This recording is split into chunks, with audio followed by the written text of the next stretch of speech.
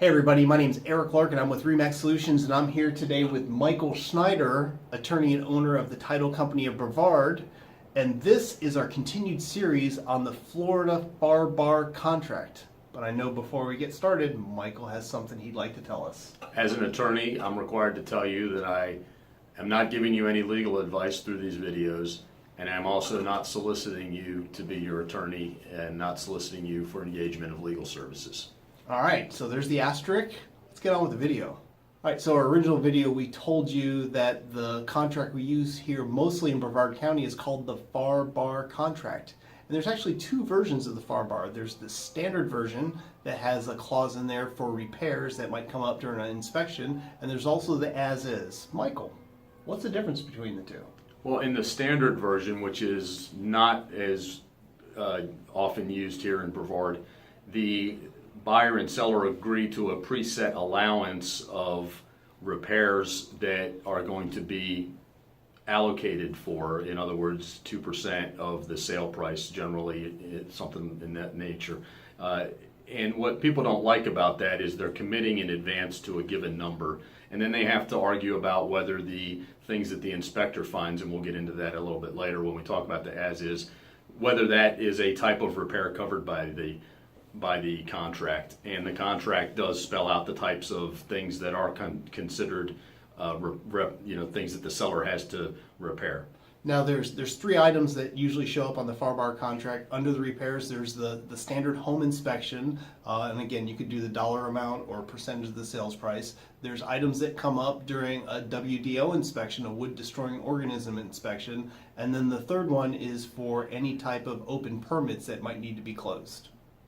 But as we said, we usually use the as-is because what's nice about the as-is the buyer is saying, I'll take it as is, with a couple of caveats, being I'm going to have an inspection within a certain number of days, and at that point the contract is contingent on the buyer obtaining an inspection, and the buyer, for any reason, if they don't like anything on the inspection, they can cancel. Normally though, they tell the seller, hey, we found a couple of things wrong and these are the things that we want repaired, or we want an allowance. They might renegotiate the sale price to knock off whatever they think is, appropriate. And on that note, so the verbiage that's actually in there that I go over with the buyers and the sellers is, if the buyer determines in the buyer's sole discretion that the condition of the property is unacceptable, they may cancel this contract by delivering written notice. So when you're buying a house, whether you're using the standard FARBAR contract or the as-is FARBAR contract, I highly recommend every single time you purchase a property, you get a home inspection. And that home inspection, I recommend you using that as a punch list. So you have these list of items that you can repair once the house is yours, especially if you're using the as-is contract, because you told the seller, I'll take it in the condition that it is, barring the inspection being satisfactory to me. But if there's some items that come up there that are rather scary, like the roof or the air conditioner or some things you didn't expect, then we can negotiate a little bit on the prices, see if we can have the seller agree to those terms. Now, when you hear as is as a buyer, that might give you some concern that you're buying something without any warranty, and you're not getting a warranty generally.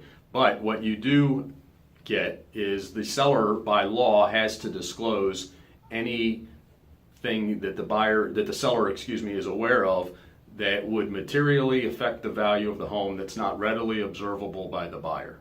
So the seller is going to fill out this form, which has all kinds of things on it that could possibly be in the purview of affecting the value of the home.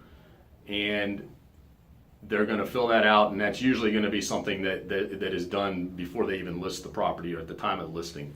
Hopefully when the seller lists their home for sale, the listing agent that they're working with has given them a copy of this property disclosure and asked them to fill it out. Is it a detailed description of everything about the house?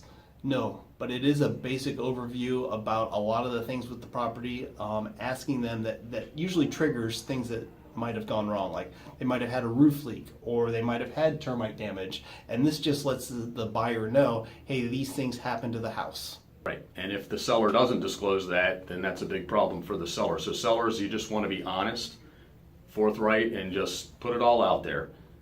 The best thing I could recommend is if you're thinking Should I disclose this? Yes, you should, because it may or may not come up during the home inspection, but more than likely the neighbors, once they own the house, they're going to go, hey, did they tell you about, did they ever fix that roof leak or whatever it might be? So disclose, disclose, disclose. If you're thinking, should I disclose or not? Best advice I can give you. Now, the as-is contract does have a time frame on when the buyer should do their home inspection.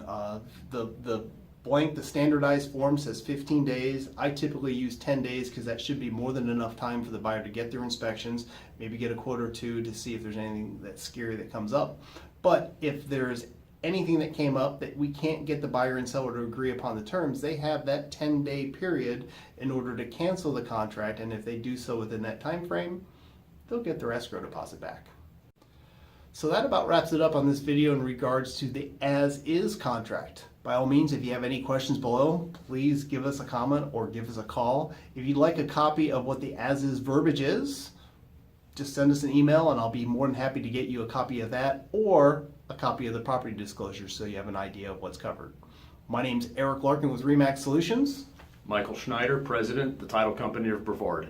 Appreciate you tuning in on this video. We'll see you on the next show.